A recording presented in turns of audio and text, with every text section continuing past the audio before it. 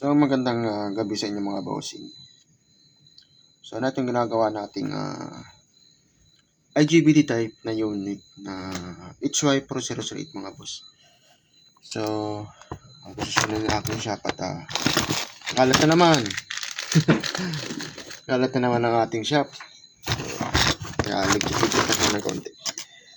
So ito yung ginagawa natin mga bossing, yung IGBT type.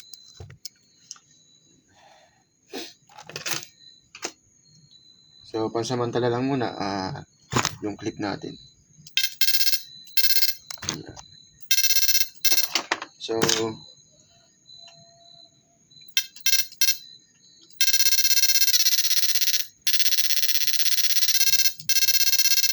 power.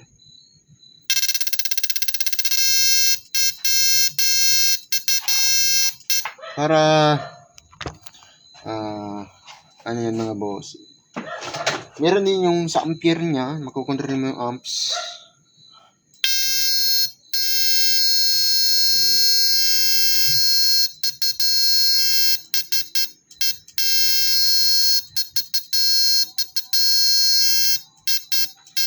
Power. Tapos, pansamantala lang yung delay of fan natin. So, may delay of fan din syempre. Di mawawala yung mga delay of fan natin sa ating mga unit. So, pansamantala lang ito mga bossing. So, may ilalagay kasi akong blow fan. So, ito ganito lang siya kalaki. Pero powerful yung exhaust, yung fan nito. Yung blower niya. Okay. So, di ko pa na-charge yung battery ko at nagkurinti ako kasi kanina. Medyo lupat-lupatin. So, para makita nyo mga bossing. So, okay. Kalat ng ating shop. So, apat yung, apat yung electrolytic capacitor na 470 UF. 450 volts. Tapos yung Mylar capacitor natin ay 6. Naka-series yan. Series parallel. Tapos yung ating control IGBT driver control. Tapos 5 yung IGBT natin. So 40 and 120 yan mga bossing. So patong ko lang yung aking unang tripod. So makita nyo mga bossing. Sus na lakas. So para makita niya, makontrol natin yung amps. Yan, mga bossing na bawas na. Yan, yung amps niya.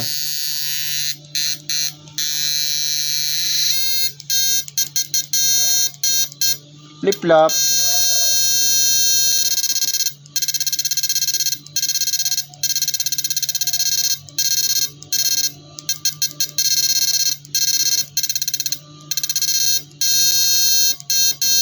Off natin yung flip-flop.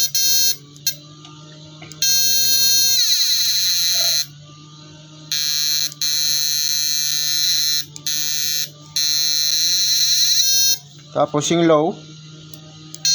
Yan yung low niya. Yung low ay ito, mas suitable ito kung halimbawa yung low natin pag magkukurinti ng sa may alat at tabsing, sa medyo matapang ng alat. Pero kung sa tabsing, pwede kayo naman yung tabsing mga bossing, yung brackish water, yung naghahalong tubig alat tabang, pwede mag-high. Yan. Just control yung power. Yung amps. Kita nyo mga bossing, bago yung liwanag, yung amps nya. Yan.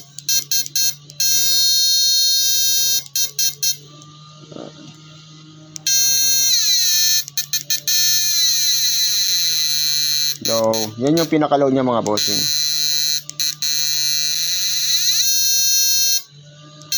Lalo kung full charge yung battery ko mga boss, talagang mas malakas yan. So, yan po yung mga bossing IGBT type natin. Kung sa mga gusto pong magpagawa, medyo malaki po itong unit din. So, gagawa tayo sa next time ng maliit lang na EE42 na IGBT type, maliit na type lang. So,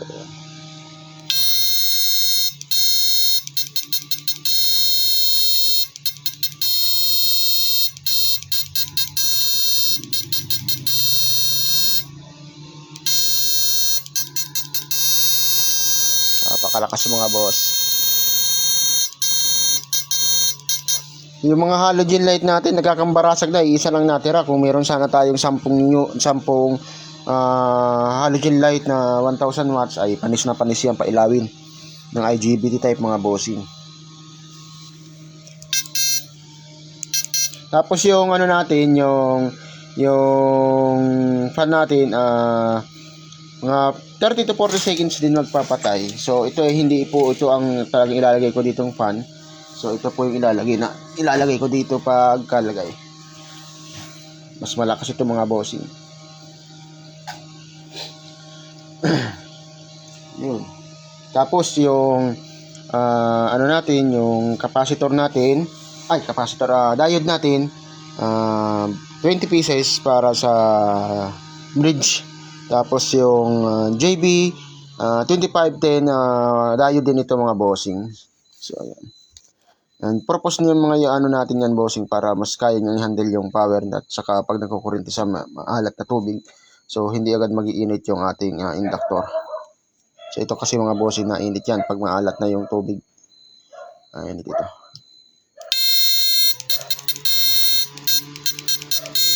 Mga bossing.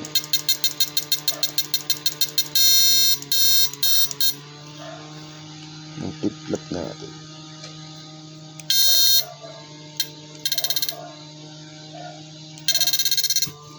Na po yung ano natin IGBT type fish shocker na pwede sa pure na alat, tabsing, tabang. So, sariling version natin yung module ng IGBT. Yan ang mga bossing. So ito naman yung sa board. So maliliit lang yung ano nito, maliit lang yung tawag rito, may electrolytic capacitor. Maliliit lang yung sa atin na malalaki mga bossing.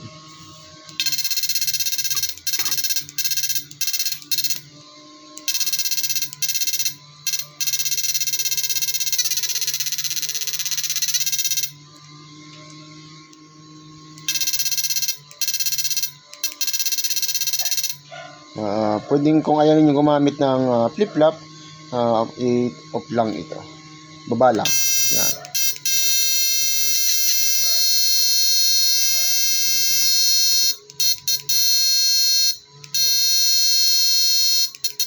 Sus na liwanag mga bossing. Patay natin.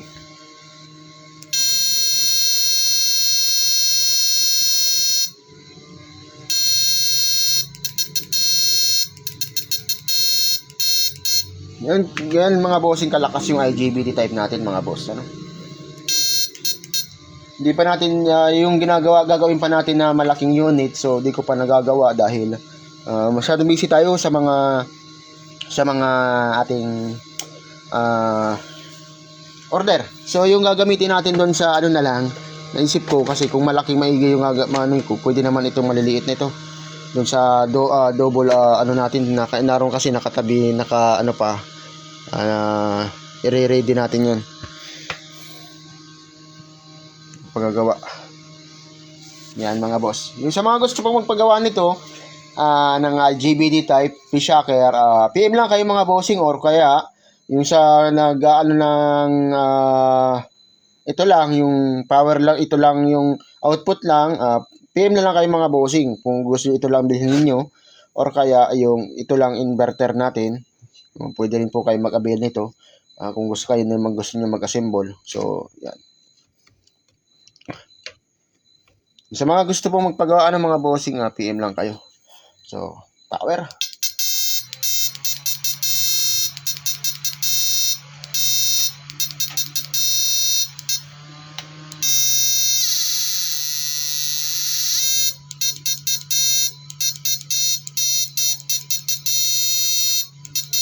Napakalakas. Lobat pa yung ano natin mga bossing ha. Lobat pa yung ating battery. Kung full charge yung battery natin, mas malakas yan.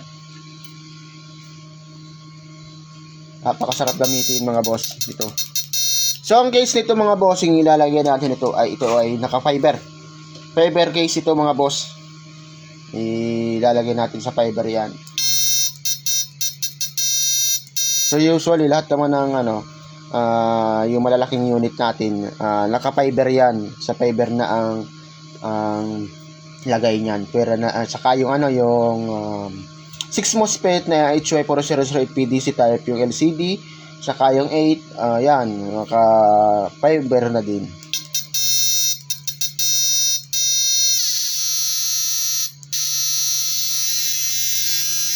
Control natin yung amps.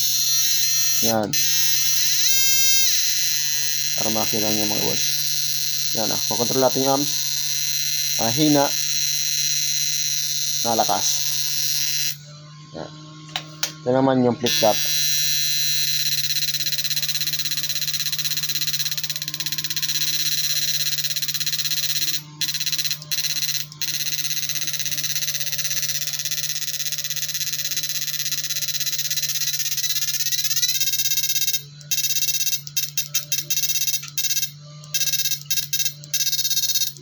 So kahit na tanggalin natin yung mga bossing, yung blower.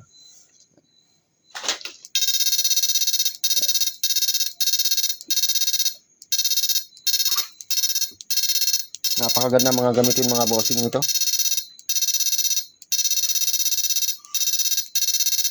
Yung ito po mga bossing, yung makakapanood po nito, ito po yung aparatong pwede po sa alat, tabsing at tabang. Ano mga bossing? Ito naman po yung version nito ay HY4008 MOSFET po yung ginamit natin. Yung mga ibang natin na ito po yung bagong bagong model natin ito dahil sa HY4008 yung ginamit natin. So yung yung unang model natin ay yung 18F70 MOSFET yung ginamit naman natin. So yun po yung unang model. Ito naman po yung pangalawang model natin ngayon na HY4008 12 MOSFET. Ano mga bossing?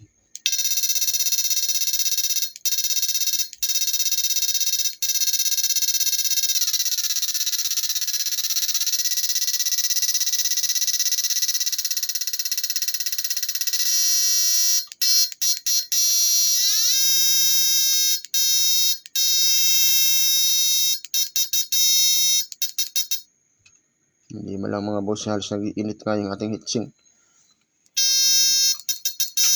Napakasarap nitong gamitin mga boss.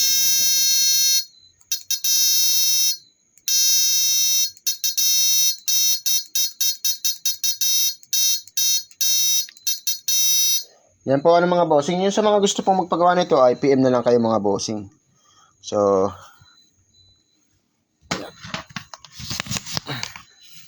IGBT type na unit. So, all kinds of P-shocker mga bossing. Nagagawa tayo ng PDC type, contact point, transformer type, yung sa mga gusto pong magpagawa ng mga bossing. Tapos yun, syempre meron niyang indicator lights din. Pag nag-trigger tayo, yan, may blue. Tapos pag nakakabit sa battery, red. Consider naman na talagang pag sa gayon mga katsa naman na unit, red naman yung red yung indicator lights natin. Pwede naman mag-iba rin kahit blue, walang problema, same lang naman. Tapos harap nitong gamitin mga bossing. Hey. Okay. Yung sa mga gusto mong paggawa, PM na lang kayo mga bossing.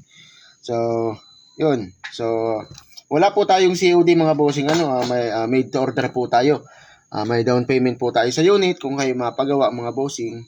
So, yun.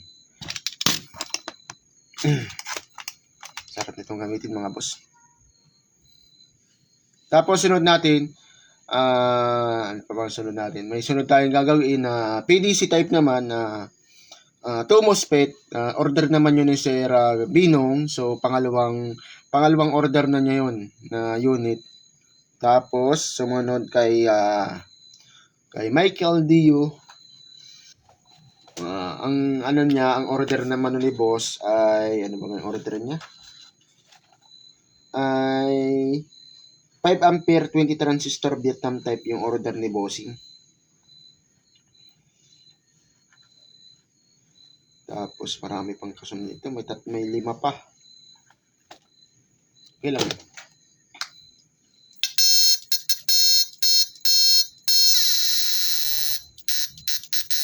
Yeah.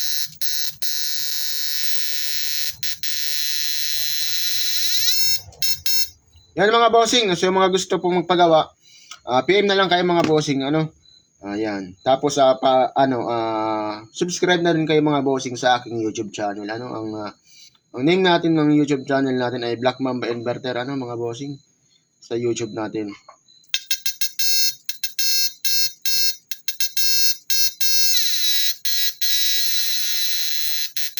Low.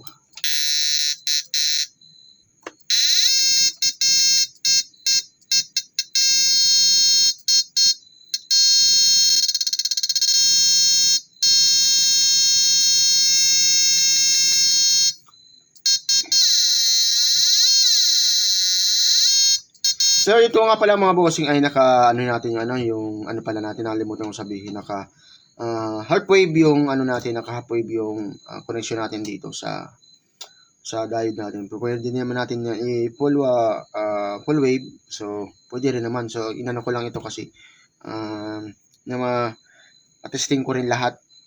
So bala ko dito sa unit na ito i-half wave ko lang.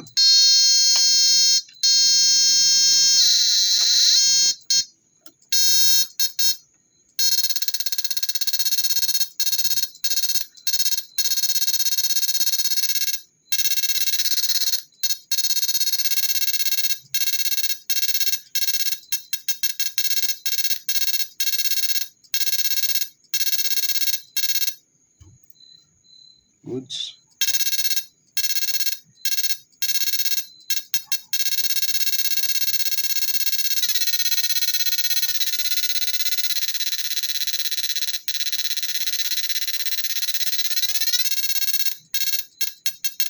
Tapos yung ano pala natin, syempre hindi mawawala sa unit yung protect. So meron tayong protection din sa unit.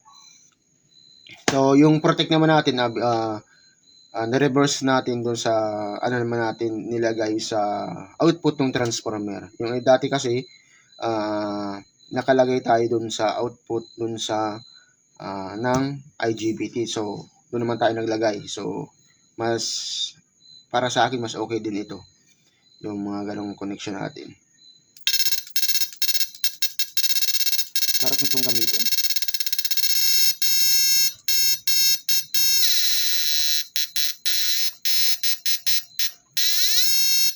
Lalo na kung siguro ay yung malaki na unit pag nagawa ko yun.